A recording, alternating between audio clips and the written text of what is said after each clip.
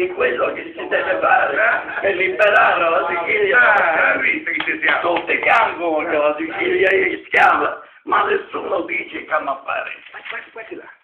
Nessuno dice che cosa dobbiamo fare. Ora, questo discorso mi dispiace perché per venire qui io sono partito, scusa, mi deve dire ora, a me così. No, per dire no, ma assolutamente Ando da Catania, arrivo qui in Pullman per dire cose che io conosco nella loro origine. Qua, signori miei, vogliamo riferire una cosa. C'è un solo discorso da fare. Esiste il sistema per liberarci dall'Italia, senza che cercare preamboli, senza cercare di usare delle frasi strane. Vogliamo liberarci o no dall'Italia? L'Italia, da quando è nata, nel 1860, è nata con dei comportamenti illegali e fuori legge. Commette tutto quello che commette è fuori legge, è truffaldino. Noi ce l'abbiamo come tu dici. Vogliamo liberarci o non ce la vogliamo tenere? È inutile parlare, hanno levato le banche, ma quello che ha parlato delle banche che hanno levato lo sa perché li hanno levati, come le hanno levati.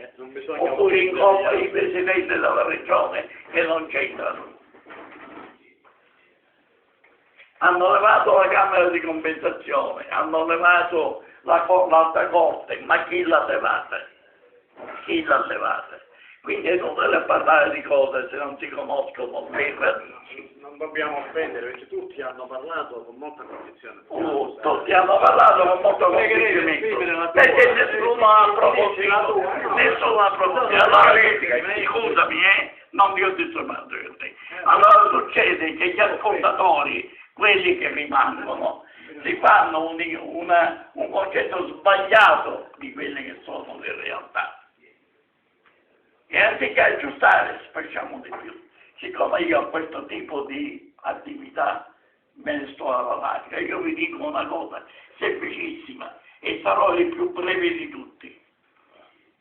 Per la soluzione dei problemi siciliani esiste una possibilità, una strada che è rapida e facile. Bisogna solo sapere dove si trova questa strada per batterla. Tutto il resto sono chiacchiere inutili che durano da 40 anni, perché 40 anni fa, quando io entrai al Fronte Nazionale Siciliano, poi alla fine mi saziai come amico mio, che amo, che adoro.